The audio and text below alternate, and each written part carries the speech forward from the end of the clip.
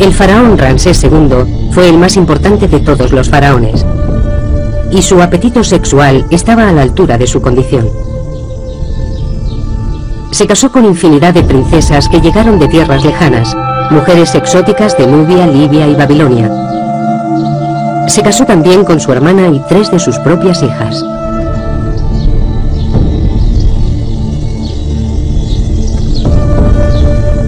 En el momento de su muerte, en 1213 a.C., a la edad de 91 años, Ramsés aseguraba haber tenido más de 20 reinas y multitud de amantes o concubinas. En los textos antiguos se recoge que fue padre de más de 100 hijos.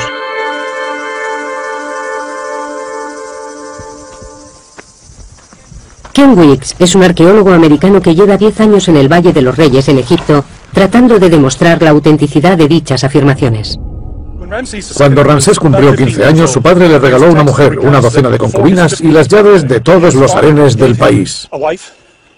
Recuerdo que cuando yo cumplí 15 años me regalaron una camisa. Pero Ramsés II se vio de repente rodeado por todas esas mujeres. Desde que nació, Ramsés estaba destinado a la grandeza. De niño era habitual verle domando toros. Para su gente eso significaba que era el hombre que podía garantizar la bendición de los dioses para Egipto y traer prosperidad al país. Imaginen un reloj de arena. Los dioses estarían en la parte de arriba y los mortales en la parte de abajo. El faraón sería el nexo de unión entre las dos esferas y toda la comunicación que pudiera establecerse entre esta vida y el más allá debía hacerse a través del faraón. Esto le situaba en una posición extremadamente importante. Los dioses expresaban sus deseos a través de la figura del faraón. Era el gran comunicador, el que permitía el alba y el crepúsculo, la salida de la luna, el éxito en la crecida anual del Nilo. Todos estos mensajes de los dioses dependían del faraón y de su capacidad de transmisión entre los dos niveles. Una de las tareas fundamentales del faraón era garantizar que los dioses trajeran fertilidad a la tierra y al Nilo. Durante una ceremonia anual se masturbaba en el agua. La fertilidad del faraón estaba estrechamente ligada con el éxito de la cosecha. Para el pueblo, la potencia sexual del faraón, su dios en la tierra, era igualmente importante porque creían que era el sexo lo que había dado lugar al mundo.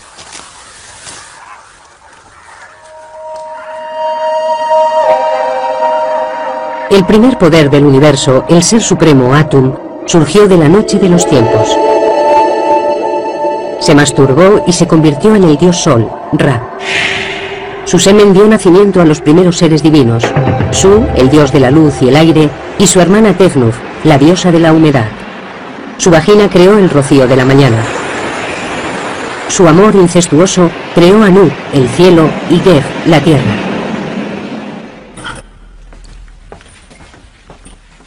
El doctor Richard Parkinson del Museo Británico es un experto en mitología del antiguo Egipto. La actividad sexual era muy importante en los mitos egipcios. En muchos se puede ver una imagen del cosmos en la que la diosa del cielo, Net, está sobre su marido Geb, dios de la tierra. Normalmente él está acostado en el suelo, pero aquí se puede ver cómo se aproxima a ella. Su unión da a luz a la siguiente generación de dioses y es el inicio de toda la historia de Egipto tras el nacimiento del cosmos.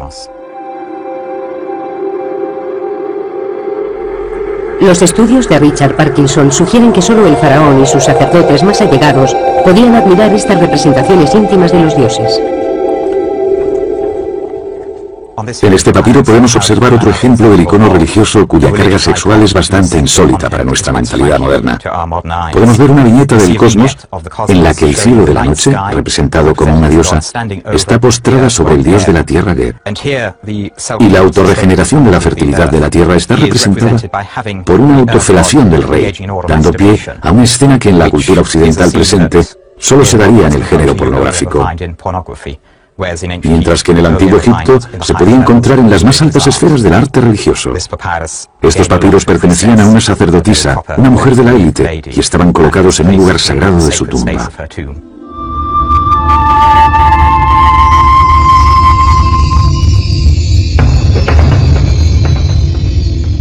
La mujer de más alta categoría en Egipto fue el primer amor de Ramsés, la gran reina Nefertari. murió en el 24º año de su reinado. Fue enterrada en un sepulcro espectacular. Los muros perfectamente conservados nos muestran cómo la pareja real concebía su relación. La tumba está consagrada a la diosa del amor carnal, Hathor, la equivalente de la diosa griega Afrodita.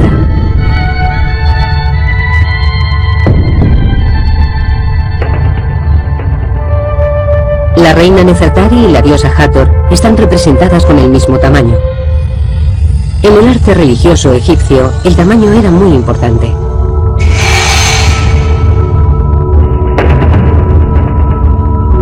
Ramsés creía que él y su reina estaban al mismo nivel de los dioses. Ramsés solo tenía 48 años cuando la reina Nefertari murió. A la manera de los dioses cometió incesto. Se casó con la hija mayor que tuvo con Nefertari, la princesa Meri-Tamun, promocionándola al rango de reina. Volvería a casarse con una de sus hijas, la princesa Dinanat, con la que tuvo un descendiente. Ramsés se tomó su papel de símbolo supremo de la fertilidad muy en serio. Ken Weeks ha recorrido Egipto para probar las hazañas de Ramsés. En al menos 10 templos a lo largo de Egipto grabó las paredes con escenas de procesiones formadas por sus hijos. En una están representados nada menos que 29 junto con procesiones de sus hijas en orden de nacimiento. Y en cada caso, una leyenda que detallaba su nombre y sus títulos. Ningún faraón dio tanta importancia a sus hijos como lo hizo Ramsés. Son objeto de frecuentes referencias en textos históricos que redactó acerca de las actividades de su reinado. Comprobarlo ha sido una tarea complicada. La tumba de Ramsés en el Valle de los Reyes fue destruida por una inundación.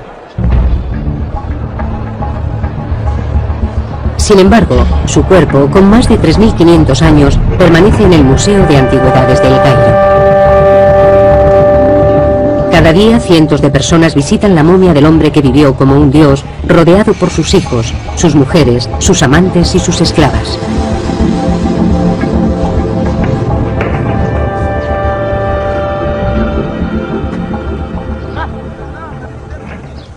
Pero la vida de la gente corriente era mucho más sencilla. El faraón siempre ha tenido un papel fundamental en la sociedad egipcia. Muchas mujeres, multitud de hijos, todo el conjunto era algo inherente al faraón. Pero desde luego, los cortesanos y la gente humilde se comportaban y vivían de manera mucho más sencilla. Para la mayoría, el día a día era una lucha por la supervivencia. Cómo veían el sexo y el matrimonio siempre ha sido un misterio, pero ahora podemos estudiar pruebas que habían estado ocultas. Datos que cuentan cómo la gente corriente llevaba una vida tan sensual y erótica como el faraón.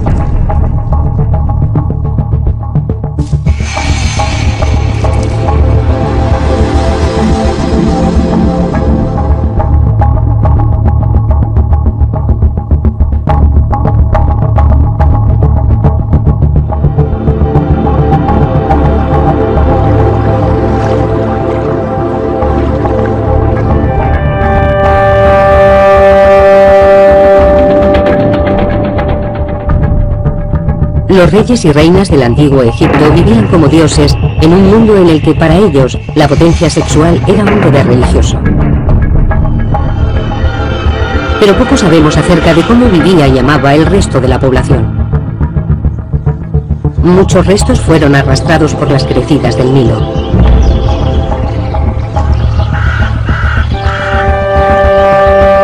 Durante 7.000 años toda la vida en Egipto se limitó a las orillas del río Nilo, en esta franja de frondosa vegetación. Más allá se encuentra el infinito desierto africano.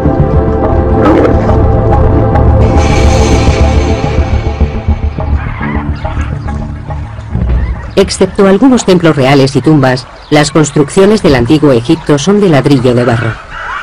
A lo largo de los últimos 200 años, las crecidas anuales del Nilo han destruido casi todo rastro de la historia antigua. Por ello, el pequeño pueblo de Deir el-Medina es un tesoro incomparable. Descansa sobre las dunas del desierto frente a la antigua capital, Tebas. Fue la residencia de los obreros que construyeron las tumbas reales cercanas.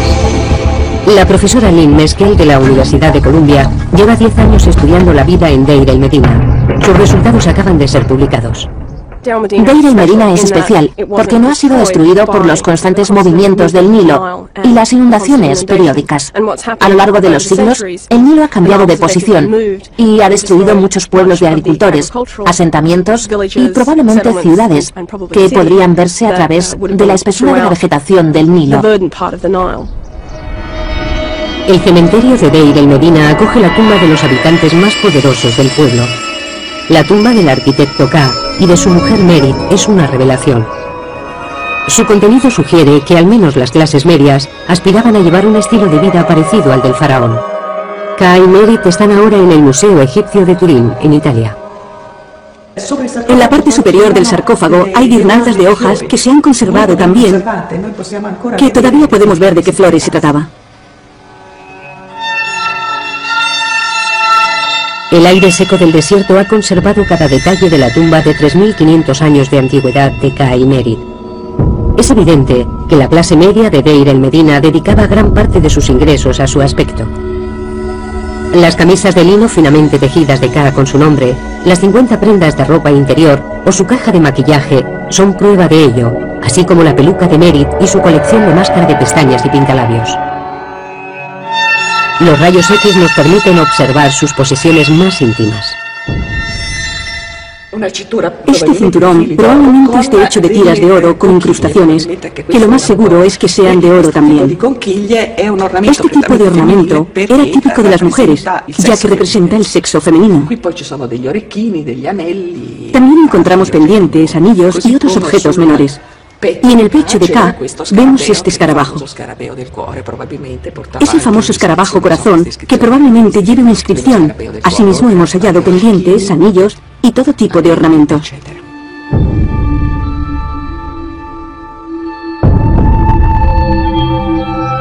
Tanto hombres como mujeres llevaban gran cantidad de ornamentos como joyas, pendientes, brazaletes, anillos, y ambos utilizaban maquillaje, especialmente máscara de pestañas.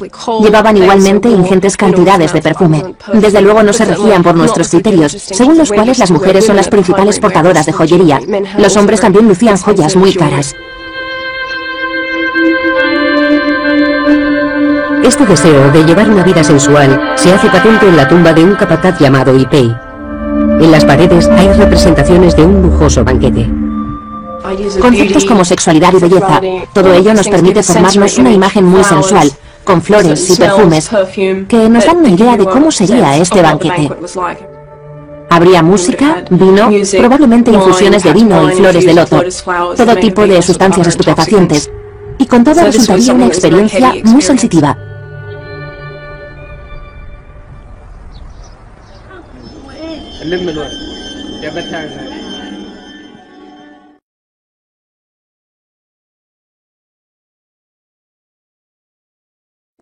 Deir el-Medina estaba lleno de paredes decoradas, cartas y documentos oficiales. Hemos encontrado documentos censales que nos dicen cuánta gente estaba registrada como habitante de esta casa. Parecen familias tradicionales, con sus abuelos y sus tías, pero creo que estas casas daban cobijo a mucha gente. Y si nos fijamos en la información genealógica, estamos en condición de afirmar que la gente llegaba a tener hasta 9 o 10 hijos. Se parece mucho a la vida de los actuales habitantes de Egipto. Los animales y los seres humanos comparten espacios comunes. El tejado es el centro vital. La gente pasaba mucho tiempo en el tejado, dormían allí, ya que es un lugar muy fresco, sobre todo durante el verano, y se desarrollaban otras actividades, como la cría de animales. Eso es algo que se da todavía en nuestros días. También tendían la ropa. Utilizaban cualquier espacio libre disponible.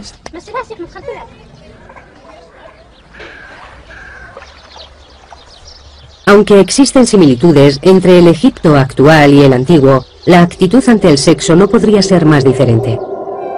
Cuando el francés Bernard Bruyère realizó las primeras excavaciones en Deir el-Medina en 1900, encontró en todas las casas demostraciones públicas de imaginería erótica. Lo primero que ves cuando entras en una casa son escenas que representan a mujeres, en escenas particulares de su vida, ya sea dando a luz, dando el pecho a sus hijos. Y en una casa en particular, en la casa Sureste 8, podemos observar un gran fresco de una mujer desnuda, tocando una flauta doble. Este tipo de imágenes, con tanta carga erótica y ritual, no es algo que en la actualidad asociemos a la decoración inherente de una casa, y mucho menos de las primeras estancias. Además de las pinturas eróticas, Deir el Medina estaba lleno de objetos sagrados, utilizados probablemente en rituales de fertilidad. Estos objetos fueron tomados por muñecas durante muchos años, ya que son pequeñas representaciones de mujeres y en muchos casos con peinados muy elaborados. Pero al final quedó claro que se trataba de objetos con gran carga sexual, ya que los genitales femeninos están claramente representados. Un escriba de Deir el Medina elaboró un documento muy explícito como divertimento o por encargo. El papiro erótico de Deir el Medina empieza con escenas normales de animales hasta que repentinamente cambia de tono. Algunos expertos han sugerido que estamos ante un tratado sexual o una alegoría religiosa. Otros apuestan porque se trate de un papiro satírico. Asumen que el hombre, al ser calvo, es un sacerdote, y la mujer, al comportarse de esta manera, deja claro que es una prostituta, por lo que se trataría de una sátira social. Pero creo que estas explicaciones son un tanto rígidas y académicas. Todo el papiro se desarrolla claramente en un contexto humorístico, como una parodia. El hombre hace gala de la tremenda flexibilidad de su pene, lo que es común en el género humorístico.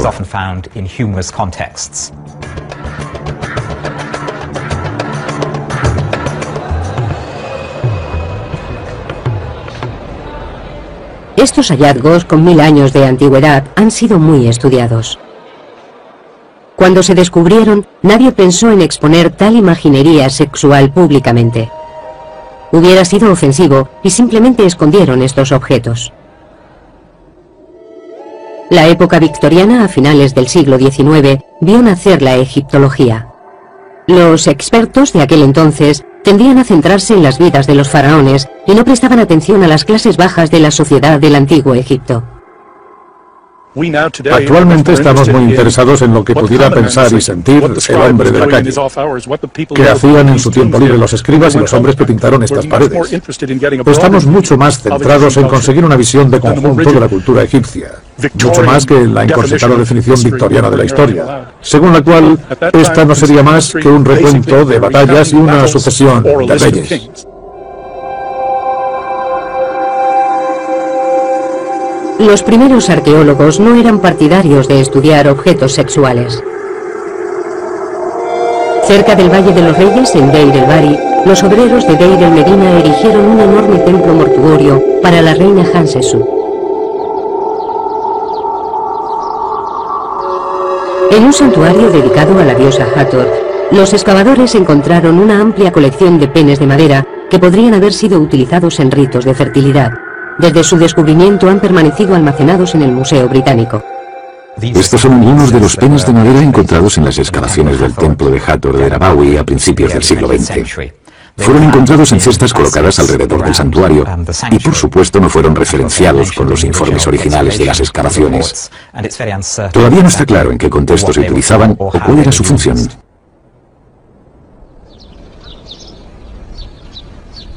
Encima del templo hay cuevas que los obreros de Deir el Medina utilizaban para resguardarse del sol de mediodía. En una de ellas encontramos una pintura del antiguo Egipto. El profesor Mohamed el-Baili, director de antigüedades del Valle de los Reyes, mantiene esta cueva cerrada al público. Esta es una pequeña gruta o cueva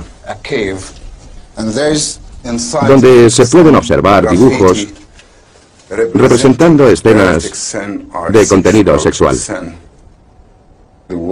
Los obreros que trabajaban en el templo se protegían del sol en estas cuevas durante los descansos y durante estos ratos libres se divertían. Imaginaban y dibujaban en las paredes de las grutas lo que les gustaría estar haciendo en ese momento y lo compartían con sus compañeros mientras descansaban en la pequeña cueva. Este hombre tiene mucha prisa por hacer el amor en esta postura.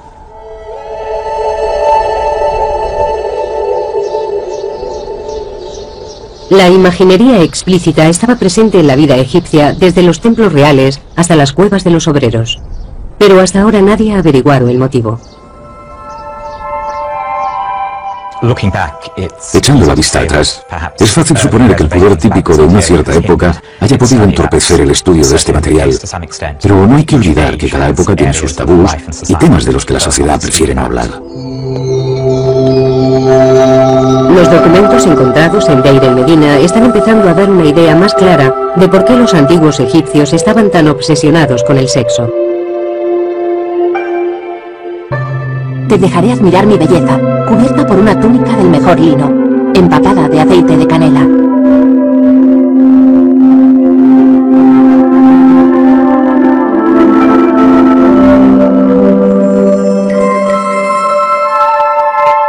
Noche, eres mía para siempre, ahora que mi maestra ha venido a mí. La beso y sus labios me responden. Estoy muy excitado incluso sin haber bebido cerveza. Los fragmentos de poesía amorosa y la imaginería encontrada en Deir el-Medina sugieren que este era un pueblo en el que el sexo no era un tema tabú. Es probable que no se ocultara ni a los propios hijos. Hay ciertas imágenes en las que observamos a una pareja en el acto sexual, en presencia de niños, lo que nos indica que la idea de que este tipo de actos deban ser ocultados a los niños es una concepción occidental y perteneciente a la tradición europea. Y si nos fijamos en la historia de Europa, nos daremos cuenta de que hace varios siglos las familias vivían todas juntas en casas muy pequeñas, compartiendo la misma habitación y a veces la misma cama. Creo que tenemos que recalibrar nuestras sensibilidades a este respecto. Tenemos que superar la idea de que se trata de algo ritual. Realmente formaba parte de la vida doméstica. Para los egipcios estas esferas se entremezclaban fácilmente.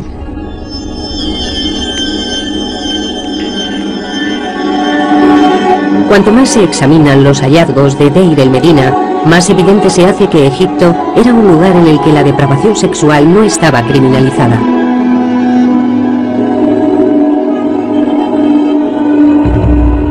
En el pueblo, Paneb, un ladrón y asesino con un apetito sexual insaciable, se acostó con todas las mujeres del pueblo, ganándose la enemistad de muchos. Su comportamiento fue denunciado y está recogido en el registro del tribunal de Deir el-Medina. El escriba recoge testimonios que aseguran que Paneb se acostó con varias mujeres casadas, incluidas una mujer llamada Hel y su hija Wegbed, que luego le entregó a su hijo, Arpekti, que se acostó a su vez con ella. Creo que el escriba se lo pasa muy bien y disfruta mucho recogiendo estos testimonios en contra de Paneb. Cuando escribe las palabras realizar el acto sexual con Neg, al principio del documento, está escrito con muchas florituras que dan la sensación de que realmente disfrutaba difamando el nombre de Paneb. Pero su conducta solo fue objeto de registro, pero no de castigo. En la actualidad, este tipo de acto sería considerado un crimen, pero no en el antiguo Egipto. Se trata de algo repudiable y vergonzoso, pero demostraban una actitud muy práctica al respecto. El adulterio era algo común, y por ello no merece el castigo de la muerte. El matrimonio parecía ser frecuente, pero los registros del pueblo dan fe de que el divorcio también lo era. De lo que se trata realmente es de matrimonios en serie. Era normal que la gente se casara 3 o 4 veces. Hay casos conocidos de mujeres también, que se casaban con varios hombres en diferentes momentos, manteniendo relaciones paralelas. El concepto de matrimonio era muy informal. La frase utilizada para referirse al matrimonio era encontrar casa juntos. No había ceremonias, simplemente vivían con su pareja. No había códigos civiles, el matrimonio no estaba regulado. Lynn Meskel ha descubierto algunas modalidades de convivencia en Deir el-Medina que hoy resultarían sorprendentes. Existían mujeres que eran criadas o esclavas, que el marido llevaba a casa cuando su mujer se quedaba embarazada. De esta forma el hombre podía seguir teniendo hijos que eran parte de la familia, y a veces estos hijos llegaban a casarse con gente notable. La esclava o criada, por su parte, veía cómo se elevaba su estatus y pasaba a formar parte del hogar. La convivencia era muy flexible, Y existían modalidades para todos los gustos. Lo que a nuestros ojos es algo realmente increíble e inapropiado, para los egipcios funcionaba muy bien. Los antiguos egipcios eran tan liberales que no parecían preocuparse por la virginidad. En muchas sociedades posteriores, la virginidad constituía un requisito esencial que debía ser respetado hasta el matrimonio. En el antiguo Egipto no existía tal creencia. No hay mención específica en los textos que poseemos al respecto de la virginidad, de los hijos ilegítimos o relativos a cuestiones de paternidad. Se hace tanto hincapié en la fertilidad y la capacidad de tener hijos, que no había razón por la cual llegara a establecerse una discriminación de ningún tipo respecto al sexo, como más tarde se implantaría en las sociedades medievales. Hasta dónde llegaba este énfasis de la fertilidad es algo que todavía no está muy claro. Algunos expertos han sugerido que existía una actitud en la que se aceptaba cierto nivel de promiscuidad. En el hermético mundo de la corte del faraón se llegaba a pensar que incluso los dioses mantenían relaciones homosexuales. Los textos literarios conservan mucha información acerca de la sexualidad y la manera en que se contemplaba en la vida cotidiana. Es posible que la primera frase de coqueteo de la humanidad apareciera en un papiro. Uno en el que un dios trata de seducir a otro. Es una de las primeras situaciones de flirteo homosexual de la historia del mundo, donde un dios llega a decirle al dios Horus: "Me encanta tu trasero". Nefwi, Wiki. Al igual que con el adulterio, hay gran cantidad de referencias a la homosexualidad en los textos literarios del antiguo Egipto, pero no hay constancia de personajes históricos que fueran homosexuales. Sin embargo, existe una tumba en Saqqara de dos hombres llamados Neakhum y Nuhotep, que eran los peluqueros de uno de los reyes del antiguo reino de Egipto, y siempre se ha pensado que mantenían una relación. Homosexualidad, adulterio y divorcio, considerados como desviaciones por las religiones posteriores. Pero en Egipto los valores sexuales parecían más relajados. Una de las claves reside en las características geoclimáticas del país. La vida en Egipto era precaria, las sequías eran frecuentes. La mortalidad infantil era muy alta. La fertilidad de la tierra y de sus habitantes era una preocupación constante. Los egipcios no podían ser restrictivos ni siquiera en materias sexuales. Todas las representaciones de la actividad sexual son positivas. Son consideradas fuente de creación, fertilidad y en muchos casos de protección. Nunca se contemplaba desde un punto de vista negativo. Con las evidencias rescatadas del asentamiento, la utilización de la imaginería tanto en los hogares como en las tumbas, y los relatos mitológicos de afirmar que la sexualidad era una parte esencial del día a día y que no se limitaba a una esfera de intimidad e incluso clandestinidad como ocurre ahora. A pesar de que sería un error contemplar esta sociedad como una utopía sexual, habría que enfatizar el hecho de que se trata de una cultura de hace varios miles de años. Para los antiguos egipcios, el sexo era tan propio de la condición humana que tampoco merecía grandes discusiones. No existían psicoanalistas que conjeturaran al respecto de las fantasías sexuales y acerca de su significado. Era simplemente un aspecto más del día a día.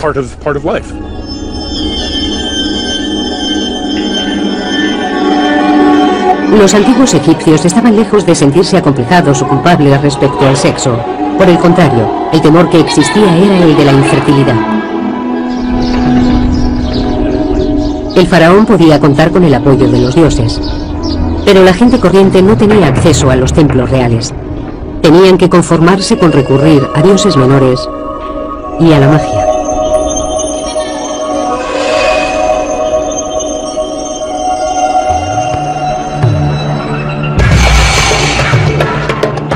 Hace 3.500 años, la dinastía del Antiguo Egipto, conocida como el Nuevo Reino, era el epicentro de la civilización.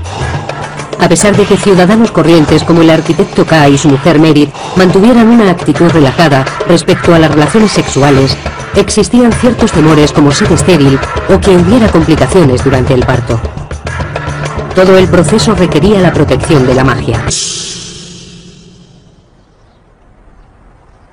En el centro de cada casa de Deir el Medina hay una plataforma elevada. Durante mucho tiempo se consideró que dichas estructuras fueran camas.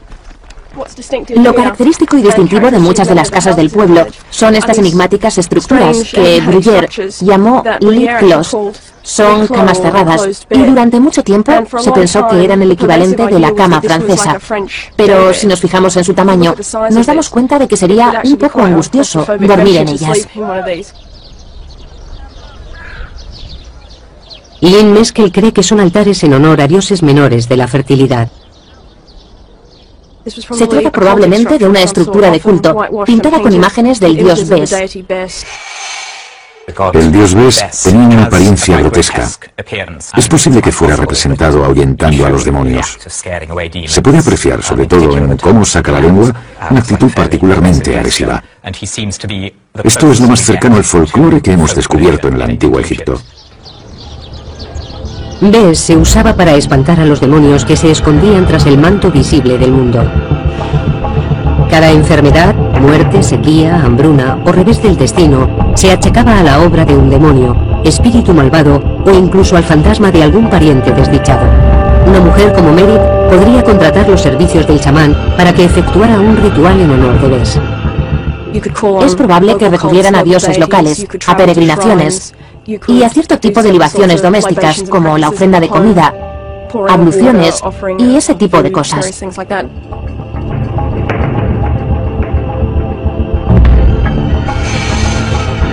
Por encima de todo, las mujeres recurrían a la magia para el parto. El parto era uno de los momentos más peligrosos en la vida de una mujer. Nos consta que la tasa de mortalidad infantil era muy alta, con lo que existía una demanda muy alta de rituales y amuletos de protección de todo tipo.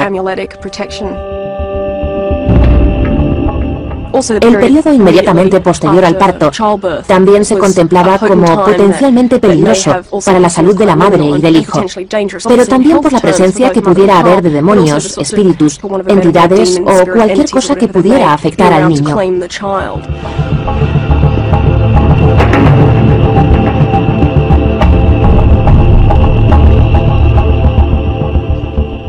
Muchos artilugios sagrados de la cultura egipcia han llegado en muy buen estado hasta nuestros días, tales como estas varas de marfil, utilizadas por los magos y sanadores durante los rituales de protección de los niños y mujeres, lo que se hacía antes, durante y después del parto. Existían muchos demonios que los magos invocaban para obtener protección. El reverso porta una inscripción que describía el proceso del ritual de protección para el recién nacido. Los hombres del antiguo Egipto también se sometían a procesos mágicos para asegurar su fertilidad. Su principal objetivo era tener un descendiente varón. Un hechizo que un hombre podía conjurar para que una mujer se acostara con él se obtenía mezclando esencia de aceite de rosa y una cabeza de pescado seco del Nilo.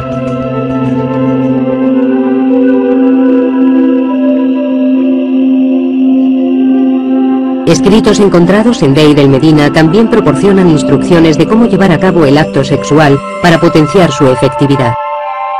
Hombres como Ka escribían fórmulas mágicas en su piel para invocar la bendición de los dioses. Lamer las fórmulas las hacía más poderosas.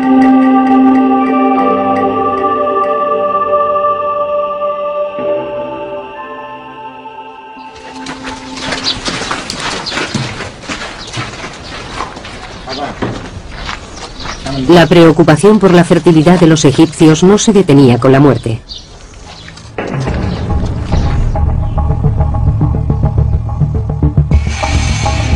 Algunos rituales mortuorios eran idénticos a los practicados durante las ceremonias del parto y la celebración anual donde se renovaba la vitalidad del emperador. Las jóvenes núbiles ejecutaban las mismas danzas eróticas en los funerales para ayudar a los muertos a renacer en el más allá. La vida antes y después de la muerte corresponde a un proceso natural, y la actividad sexual era algo que los egipcios esperaban que continuara en el otro mundo. Existen muchas referencias en textos funerarios de gente disfrutando del sexo en el más allá. Los muertos renacidos eran representados a menudo en la flor de su potencia sexual. En las tumbas se colocaban amuletos de fertilidad como estas figuras de mujeres desnudas. Esta preocupación por la fertilidad estaba presente en todos los ámbitos de la civilización egipcia. Las clases más bajas recurrían a su propia magia, pero tomando como ejemplo al faraón. Y el gran faraón Ramsés II nunca los decepcionó. Muchas pinturas nos cuentan que fue padre de más de 100 niños. Sabemos poco sobre la familia de los faraones. En muchos casos no conocemos ni el nombre de sus mujeres. Nos encontramos con muchos problemas a la hora de establecer relaciones genealógicas. No sabemos dónde están enterrados los hijos e hijas de los reyes. Ramsés II es una excepción. Se esforzó mucho porque sus hijos tuvieran un puesto de honor en las crónicas, al menos los hijos de sus mujeres más notorias. Los niños eran jóvenes que podrían haber optado a suceder a su padre, y en su caso al menos tuvieron funerales de estado, aquí, en el Valle de los Reyes. Pero nadie ha encontrado las tumbas de ninguno de los hijos. ¿Decía Ramsés la verdad? En 1983, Ken Weeks decidió hacer excavaciones en una pequeña tumba que se conocía simplemente como KV5. Quería comprobar su contenido antes de que convirtieran la zona en un aparcamiento. Cuando Howard Carter limpió la tumba de Tutankamón, se fijó en esta tumba, pero la consideró sin importancia. Así que la utilizó como almacén para los restos producidos por sus propias excavaciones y tapó la entrada con cieno y tierra. El grupo de Weeks tardó más de 6 años en desenterrar la primera cámara. Al final había una puerta. Atravesamos el umbral y entramos en un corredor. Vimos que se trataba de la mayor tumba de todo el Valle de los Reyes. Al descifrar los jeroglíficos de la entrada, supieron que no solo se trataba de la tumba más grande. Lo primero que vimos al pasar el umbral fueron una serie de escenas grabadas en la pared. Aquí tenemos un par de manos sujetando incienso. Son las manos de Ramsés II.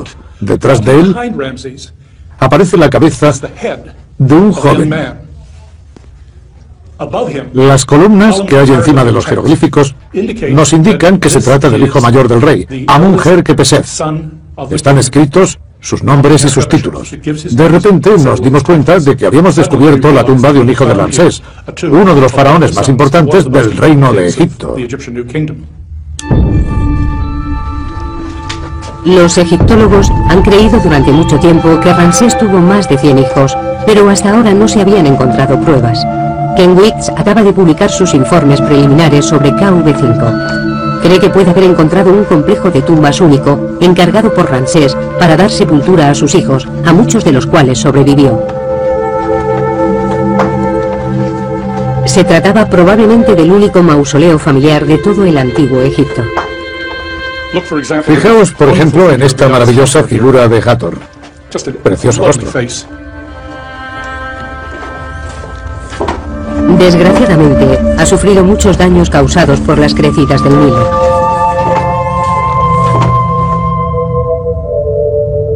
En cualquier caso, es evidente que albergan más de 150 tumbas. Esta tiene 30 metros. Está excavada en la falda de la colina. Hay una serie de puertas, 16 concretamente dispuestas a cada lado del corredor. Está exactamente como lo encontramos. No hemos realizado ninguna prospección aquí. El equipo solo ha excavado una parte, pero ya han encontrado las tumbas de 6 de los hijos de Ramsés II y los restos de 4 más. Hemos encontrado restos momificados de 4 hijos de Ramsés. Este es un cráneo. Está en malas condiciones y todavía no lo hemos limpiado. Me da miedo tocarlo. Aquí tenemos otro cráneo con mandíbula inferior. Estoy prácticamente seguro de que se trata de un hijo de Ramsés II. También tenemos un esqueleto completo en la segunda cámara de la tumba. Lo hemos cubierto otra vez para evitar cualquier tipo de contaminación. Esperamos ser capaces de practicarle algunos análisis. Si no pueden ser pruebas de ADN, al menos rayos X y análisis estadísticos de materiales. Los compararemos con los restos momificados de Seti I, Ramsés II y Nerneptah, con los que es posible que haya tenido alguna relación.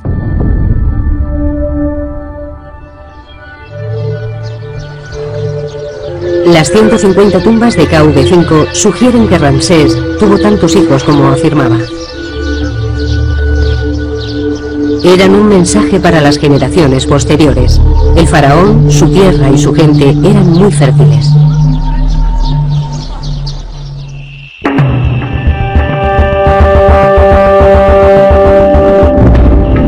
En el antiguo Egipto, el acto sexual formaba parte del día a día, de la religión, de las supersticiones, la vida doméstica e incluso los espacios públicos.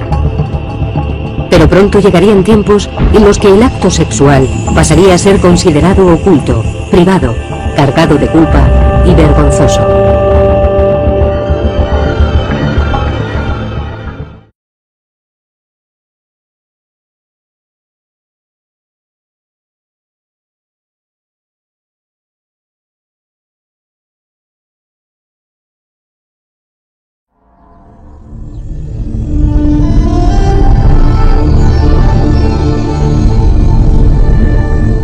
El faraón Ramsés II fue el más importante de todos los faraones, y su apetito sexual estaba a la altura de su condición. Se casó con infinidad de princesas que llegaron de tierras lejanas, mujeres exóticas de Nubia, Libia y Babilonia. Se casó también con su hermana y 3 de sus propias hijas.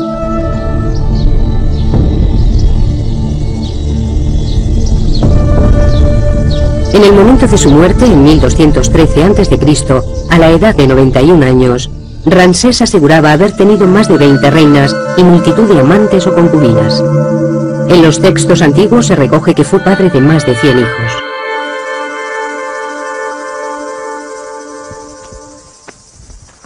Ken Weeks es un arqueólogo americano que lleva 10 años en el Valle de los Reyes en Egipto, tratando de demostrar la autenticidad de dichas afirmaciones. Cuando Ramsés cumplió 15 años, su padre le regaló una mujer, una docena de concubinas y las llaves de todos los harenes del país. Recuerdo que cuando yo cumplí 15 años me regalaron una camisa. Pero Ramsés II se vio de repente rodeado por todas esas mujeres. Desde que nació, Ramsés estaba destinado a la grandeza. De niño era habitual verle domando toros. Para su gente eso significaba que era el hombre que podía garantizar la bendición de los dioses para Egipto y traer prosperidad al país. Imaginen un reloj de arena. Los dioses estarían en la parte de arriba y los mortales en la parte de abajo.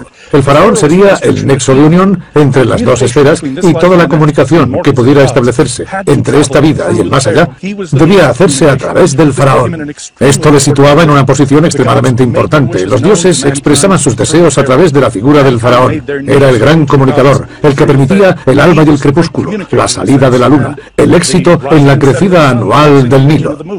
Todos estos mensajes de los dioses dependían del faraón y de su capacidad de transmisión entre los dos niveles.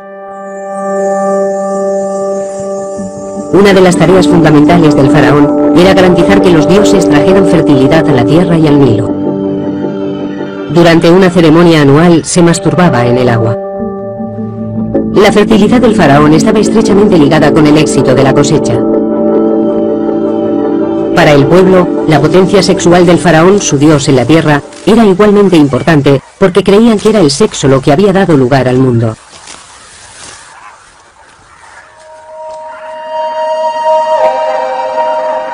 El primer poder del universo, el ser supremo Atum, surgió de la noche de los tiempos. Se masturbó y se convirtió en el dios Sol, Ra. Su semen dio nacimiento a los primeros seres divinos, Su, el dios de la luz y el aire, y su hermana Tefnuf, la diosa de la humedad. Su vagina creó el rocío de la mañana. Su amor incestuoso creó a Nut, el cielo, y Geb, la tierra.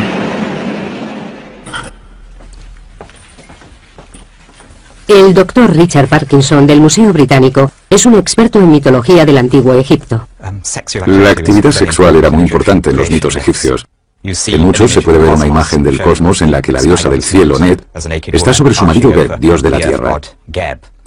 Normalmente él está acostado en el suelo, pero aquí se puede ver cómo se aproxima a ella. Su unión da a luz a la siguiente generación de dioses y es el inicio de toda la historia de Egipto tras el nacimiento del cosmos.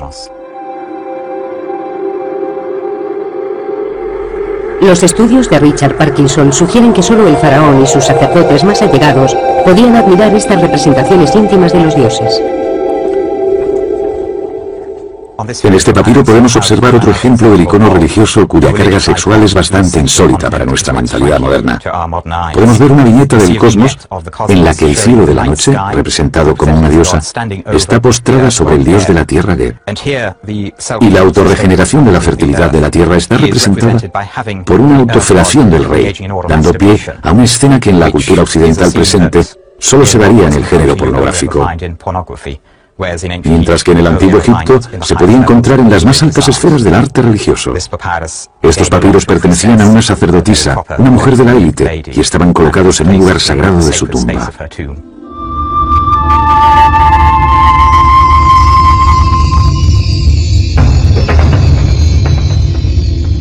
La mujer de más alta categoría en Egipto fue el primer amor de Ramsés, la gran reina Nefertari. Murió en el 24º año de su reinado. Fue enterrada en un sepulcro espectacular. Los muros perfectamente conservados nos muestran cómo la pareja real concebía su relación. La tumba está consagrada a la diosa del amor carnal, Hathor, la equivalente de la diosa griega Afrodita.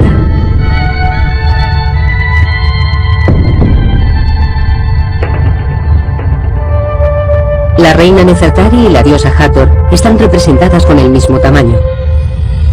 En el arte religioso egipcio, el tamaño era muy importante.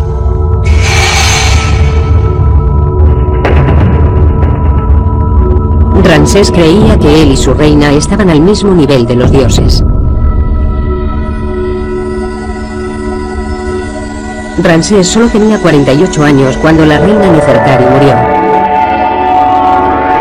A la manera de los dioses cometió incesto. Se casó con la hija mayor que tuvo con Nefertari, la princesa Meritamun, promocionándola al rango de reina.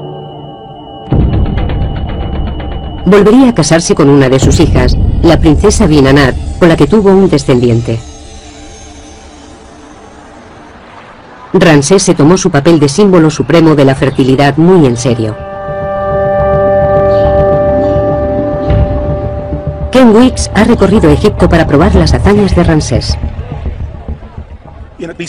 En al menos 10 templos a lo largo de Egipto grabó las paredes con escenas de procesiones formadas por sus hijos. En una están representados nada menos que 29 junto con procesiones de sus hijas en orden de nacimiento. Y en cada caso, una leyenda que detallaba su nombre y sus títulos. Ningún faraón dio tanta importancia a sus hijos como lo hizo Ramsés. Son objeto de frecuentes referencias en textos históricos que redactó acerca de las actividades de su reinado. Comprobarlo ha sido una tarea complicada. La tumba de Ramsés en el Valle de los Reyes fue destruida por una inundación. Sin embargo, su cuerpo, con más de 3.500 años, permanece en el Museo de Antigüedades del Cairo. Cada día, cientos de personas visitan la momia del hombre que vivió como un dios, rodeado por sus hijos, sus mujeres, sus amantes y sus esclavas.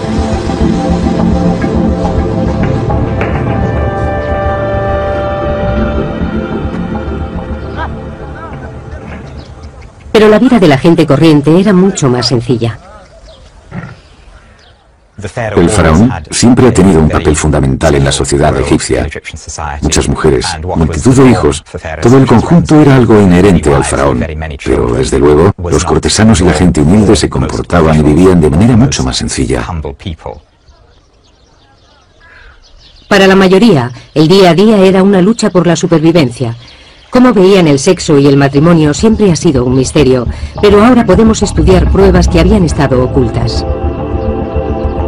Datos que cuentan cómo la gente corriente llevaba una vida tan sensual y erótica como el faraón.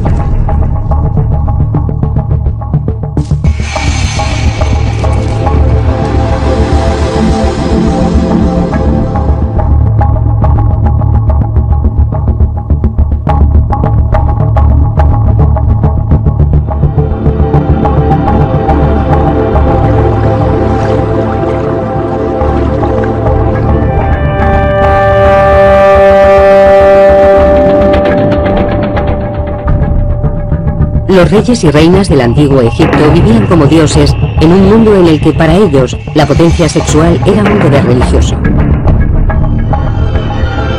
pero poco sabemos acerca de cómo vivía y amaba el resto de la población. Muchos restos fueron arrastrados por las crecidas del Nilo.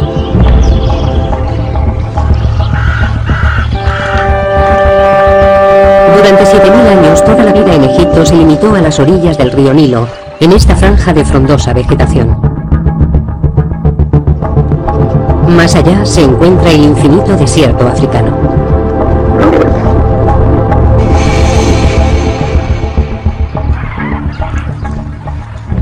Excepto algunos templos reales y tumbas, las construcciones del antiguo Egipto son de ladrillo de barro. A lo largo de los últimos 200 años, las crecidas anuales del Nilo han destruido casi todo rastro de la historia antigua. Por ello, el pequeño pueblo de Deir el Medina es un tesoro incomparable. Descansa sobre las dunas del desierto, frente a la antigua capital, Tebas. Fue la residencia de los obreros que construyeron las tumbas reales cercanas. La profesora Lynn Meskel de la Universidad de Columbia lleva 10 años estudiando la vida en Deir el Medina. Sus resultados acaban de ser publicados.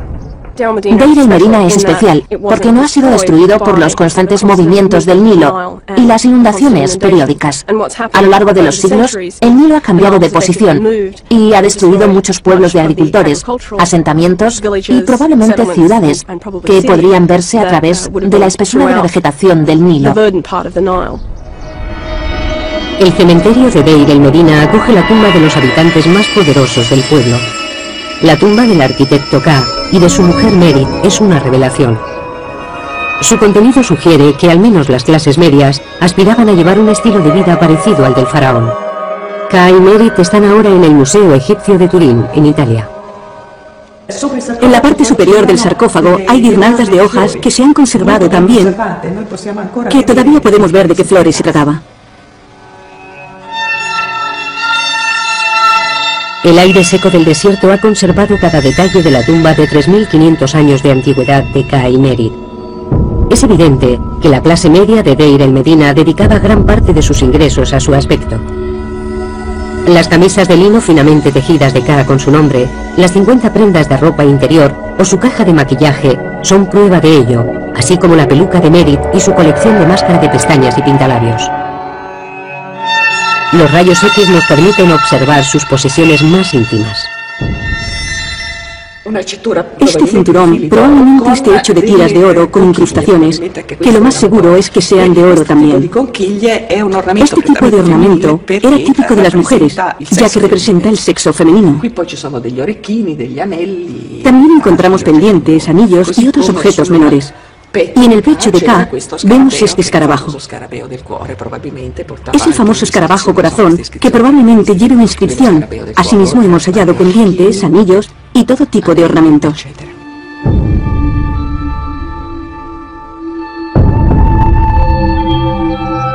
Tanto hombres como mujeres llevaban gran cantidad de ornamentos como joyas, pendientes, brazaletes, anillos. Y ambos utilizaban maquillaje, especialmente máscara de pestañas. Llevaban igualmente ingentes cantidades de perfume. Desde luego no se regían por nuestros criterios, según los cuales las mujeres son las principales portadoras de joyería.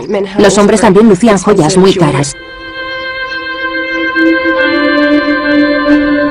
Este deseo de llevar una vida sensual se hace patente en la tumba de un capataz llamado Ipei. En las paredes hay representaciones de un lujoso banquete. Conceptos como sexualidad y belleza, todo ello nos permite formarnos una imagen muy sensual, con flores y perfumes, que nos dan una idea de cómo sería este banquete. Habría música, vino, probablemente infusiones de vino y flores de loto, todo tipo de sustancias estupefacientes, y con todo resultaría una experiencia muy sensitiva.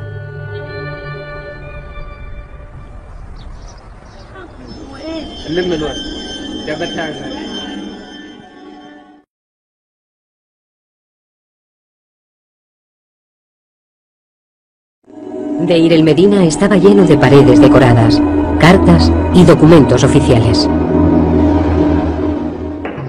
Hemos encontrado documentos censales que nos dicen cuánta gente estaba registrada como habitante de esta casa. Parecen familias tradicionales, con sus abuelos y sus tías, pero creo que estas casas daban cobijo a mucha gente. Y si nos fijamos en la información genealógica, estamos en condición de afirmar que la gente llegaba a tener hasta 9 o 10 hijos. Se parece mucho a la vida de los actuales habitantes de Egipto. Los animales y los seres humanos comparten espacios comunes. El tejado es el centro vital. La gente pasaba mucho tiempo en el tejado, dormían allí, ya que es un lugar muy fresco, sobre todo durante el verano, y se desarrollaban otras actividades, como la cría de animales. Eso es algo que se da todavía en nuestros días. También tendían la ropa. Utilizaban cualquier espacio libre disponible.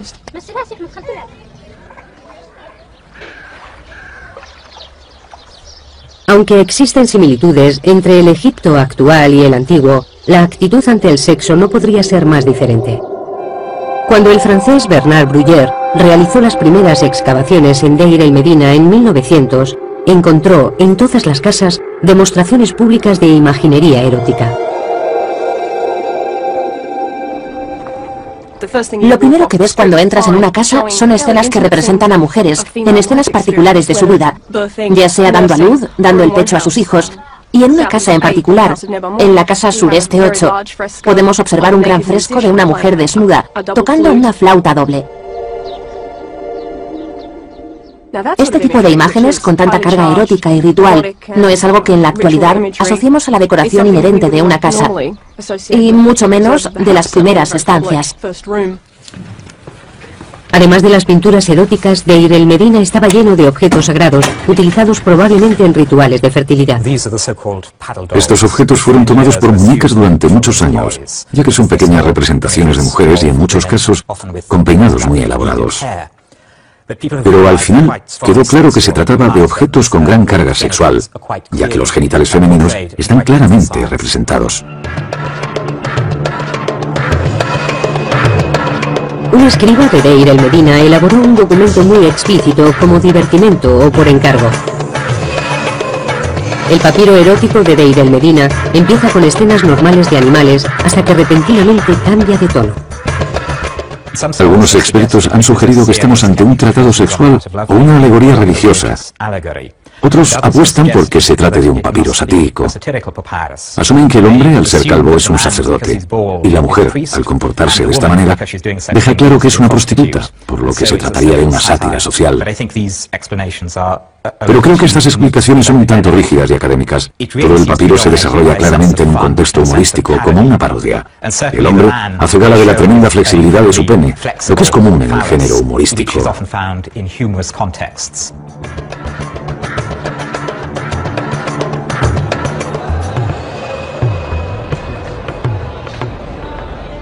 Estos hallazgos, con 1000 años de antigüedad, han sido muy estudiados. Cuando se descubrieron, nadie pensó en exponer tal imaginería sexual públicamente. Hubiera sido ofensivo y simplemente escondieron estos objetos.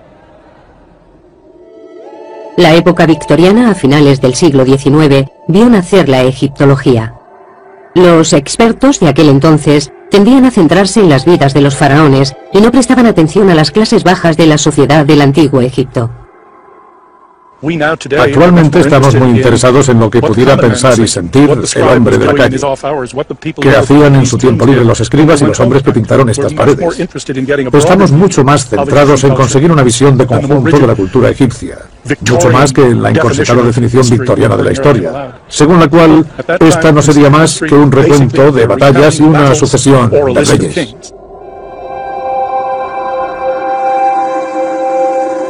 Los primeros arqueólogos no eran partidarios de estudiar objetos sexuales.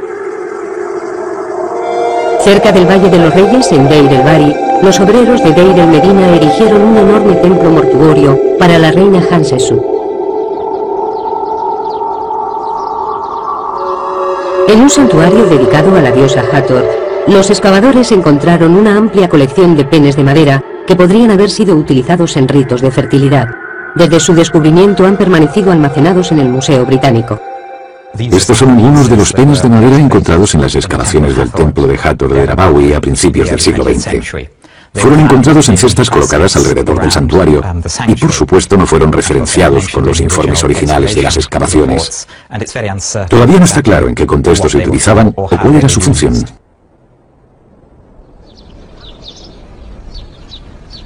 Encima del templo hay cuevas que los obreros de Deir el-Medina utilizaban para resguardarse del sol de mediodía. En una de ellas encontramos una pintura del antiguo Egipto. El profesor Mohamed el-Beili, director de antigüedades del Valle de los Reyes, mantiene esta cueva cerrada al público.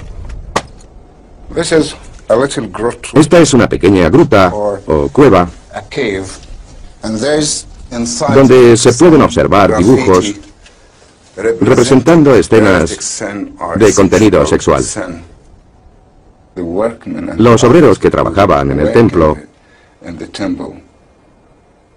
se protegían del sol en estas cuevas durante los descansos y durante estos ratos libres se divertían.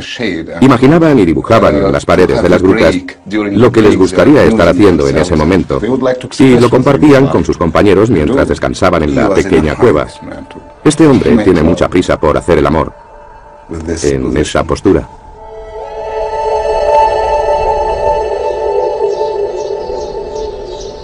La imaginería explícita estaba presente en la vida egipcia desde los templos reales hasta las cuevas de los obreros. Pero hasta ahora nadie ha averiguado el motivo. Echando la vista atrás, es fácil suponer que el pudor típico de una cierta época haya podido entorpecer el estudio de este material. Pero no hay que olvidar que cada época tiene sus tabús y temas de los que la sociedad prefiere no hablar. Los documentos encontrados en Deir el-Medina están empezando a dar una idea más clara de por qué los antiguos egipcios estaban tan obsesionados con el sexo. Te dejaré admirar mi belleza, cubierta por una túnica del mejor lino, empapada de aceite de canela.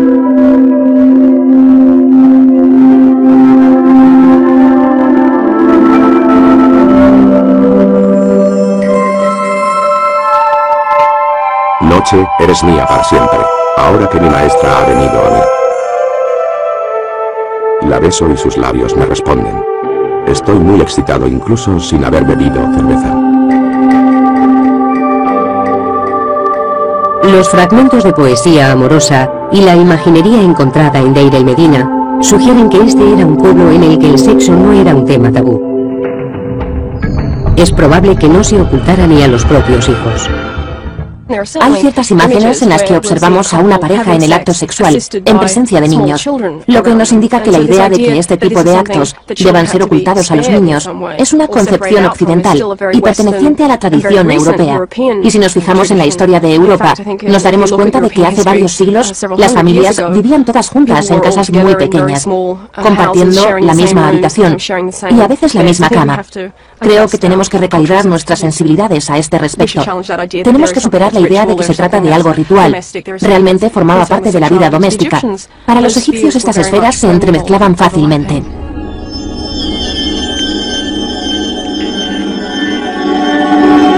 Cuanto más se examinan los hallazgos de Deir el-Medina, más evidente se hace que Egipto era un lugar en el que la depravación sexual no estaba criminalizada.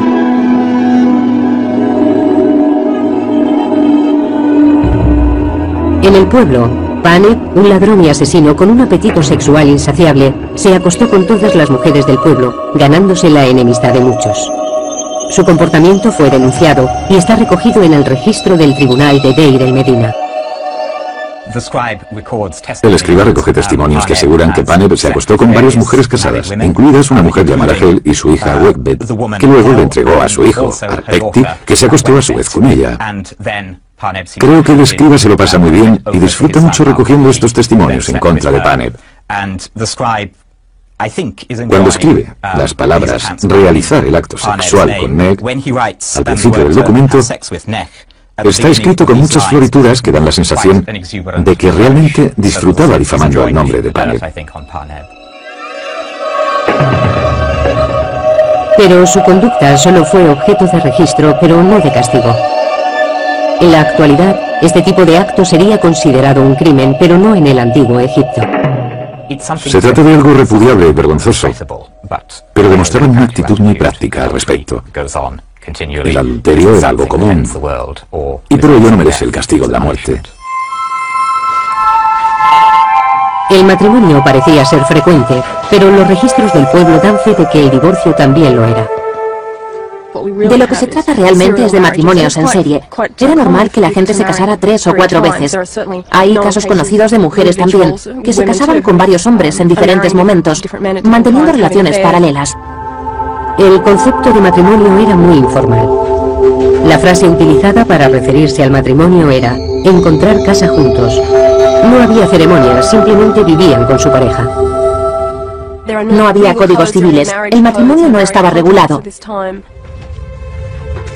Lynn Meskel ha descubierto algunas modalidades de convivencia en Deir el-Medina que hoy resultarían sorprendentes.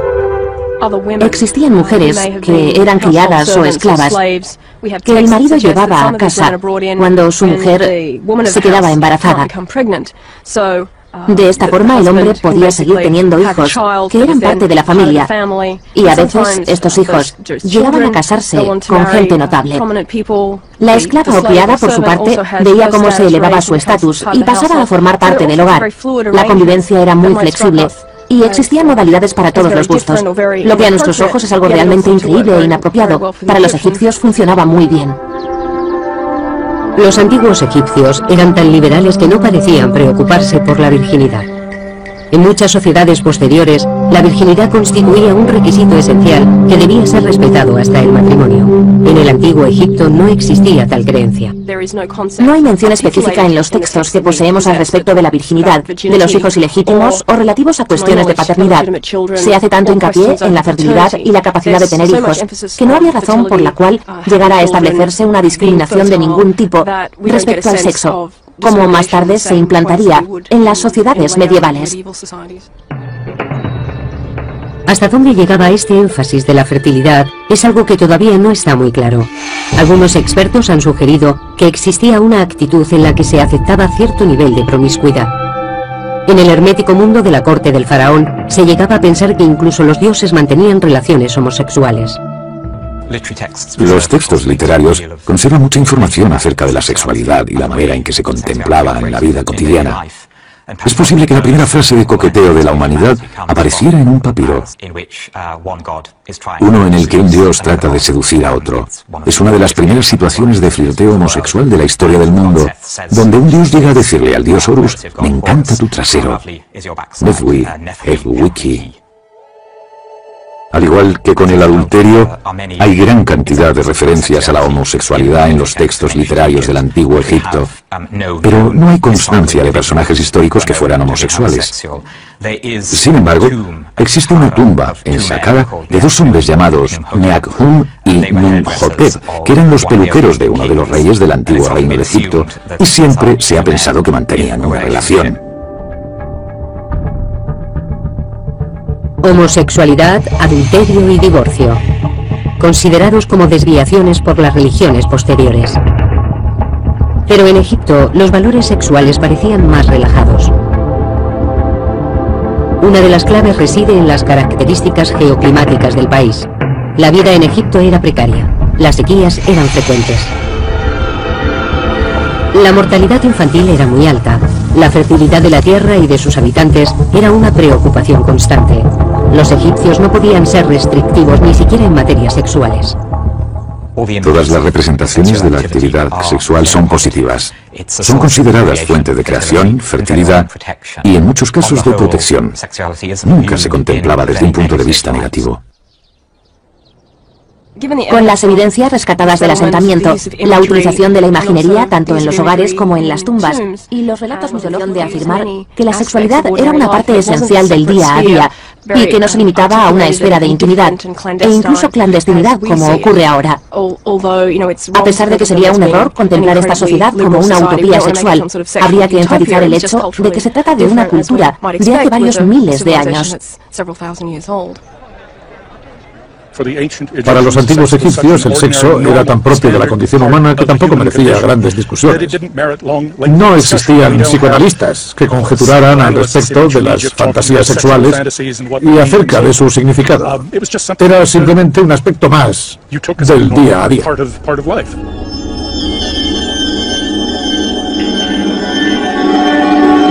Los antiguos egipcios estaban lejos de sentirse acomplejados o culpables respecto al sexo.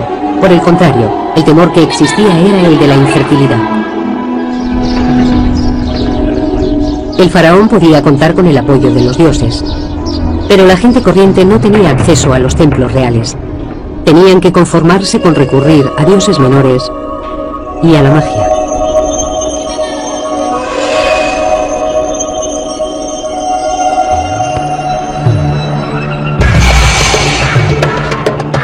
Hace 3.500 años, la dinastía del Antiguo Egipto, conocida como el Nuevo Reino, era el epicentro de la civilización. A pesar de que ciudadanos corrientes como el arquitecto Ka y su mujer Merit mantuvieran una actitud relajada respecto a las relaciones sexuales, existían ciertos temores como ser estéril o que hubiera complicaciones durante el parto. Todo el proceso requería la protección de la magia. En el centro de cada casa de Deir el Medina hay una plataforma elevada. Durante mucho tiempo se consideró que dichas estructuras fueran camas. Lo característico y distintivo de muchas de las casas del pueblo son estas enigmáticas estructuras que Bruyère llamó lit clos. Son camas cerradas y durante mucho tiempo se pensó que eran el equivalente de la cama francesa. Pero si nos fijamos en su tamaño, nos damos cuenta de que sería un poco angustioso dormir en ellas. Lynn Meskel cree que son altares en honor a dioses menores de la fertilidad. Se trata probablemente de una estructura de culto, pintada con imágenes del dios Bes. El dios Bes tenía una apariencia grotesca. Es posible que fuera representado ahuyentando a los demonios. Se puede apreciar, sobre todo en cómo saca la lengua, una actitud particularmente agresiva. Esto es lo más cercano al folclore que hemos descubierto en el Antiguo Egipto. Bes se usaba para espantar a los demonios que se escondían tras el manto visible del mundo. Cada enfermedad, muerte, sequía, hambruna o revés del destino se achacaba a la obra de un demonio, espíritu malvado o incluso al fantasma de algún pariente desdichado. Una mujer como Merit podría contratar los servicios del chamán para que efectuara un ritual en honor de Bes. Es probable que recurrieran a dioses locales, a peregrinaciones y a cierto tipo de libaciones domésticas como la ofrenda de comida, abluciones y ese tipo de cosas.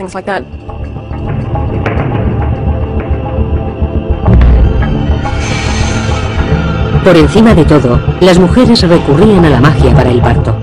El parto era uno de los momentos más peligrosos en la vida de una mujer. Nos consta que la tasa de mortalidad infantil era muy alta, con lo que existía una demanda muy alta de rituales y amuletos de protección de todo tipo.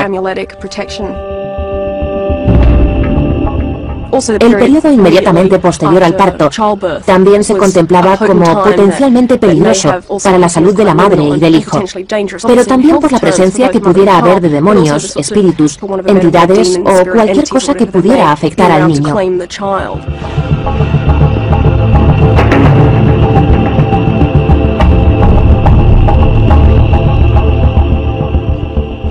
Muchos artilugios sagrados de la cultura egipcia han llegado en muy buen estado hasta nuestros días, tales como estas varas de marfil, utilizadas por los magos y sanadores durante los rituales de protección de los niños y mujeres.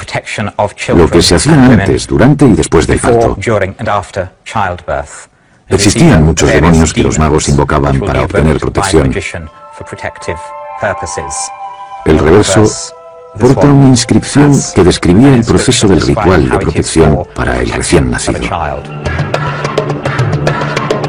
Los hombres del Antiguo Egipto también se sometían a procesos mágicos para asegurar su fertilidad. Su principal objetivo era tener un descendiente varón. Un hechizo que un hombre podía conjurar para que una mujer se acostara con él se obtenía mezclando esencia de aceite de rosa y una cabeza de pescado seco del Nilo.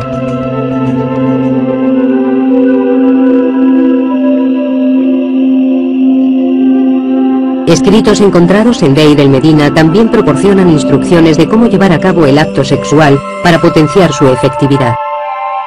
Hombres como Ka escribían fórmulas mágicas en su piel para invocar la bendición de los dioses. Lamer las fórmulas las hacían más poderosas.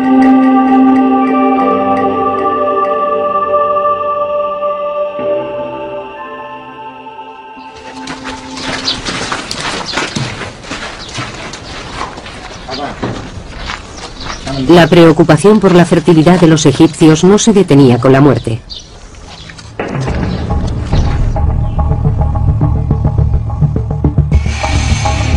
Algunos rituales mortuorios eran idénticos a los practicados durante las ceremonias del parto y la celebración anual donde se renovaba la vitalidad del emperador. Las jóvenes núbiles ejecutaban las mismas danzas eróticas en los funerales para ayudar a los muertos a renacer en el más allá. La vida antes y después de la muerte corresponde a un proceso natural, y la actividad sexual era algo que los egipcios esperaban que continuara en el otro mundo.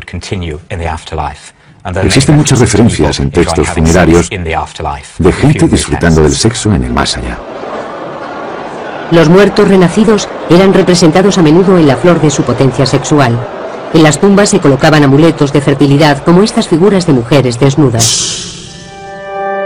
Esta preocupación por la fertilidad estaba presente en todos los ámbitos de la civilización egipcia. Las clases más bajas recurrían a su propia magia, pero tomando como ejemplo al faraón. Y el gran faraón Ramsés II nunca los decepcionó. Muchas pinturas nos cuentan que fue padre de más de 100 niños. Sabemos poco sobre la familia de los faraones. En muchos casos no conocemos ni el nombre de sus mujeres. Nos encontramos con muchos problemas a la hora de establecer relaciones genealógicas. No sabemos dónde están enterrados los hijos e hijas de los reyes. Ramsés II es una excepción. Se esforzó mucho porque sus hijos tuvieran un puesto de honor en las crónicas, al menos los hijos de sus mujeres más notorias. Los niños eran jóvenes que podrían haber optado a suceder a su padre.